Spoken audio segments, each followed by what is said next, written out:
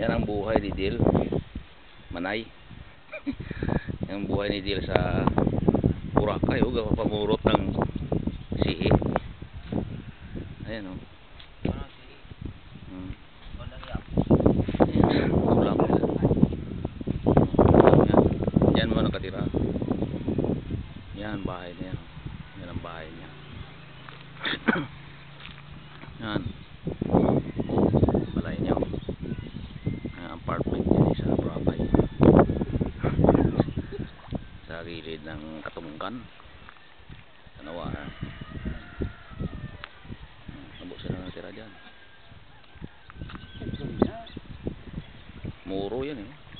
Lalong. Yan. Wig. Pamurot mo. Sihi. Ang kalsada oh.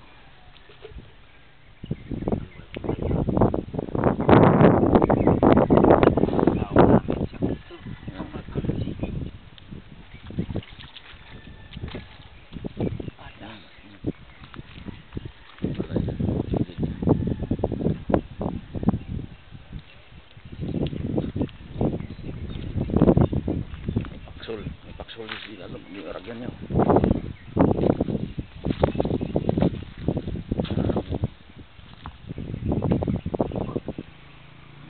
Yan.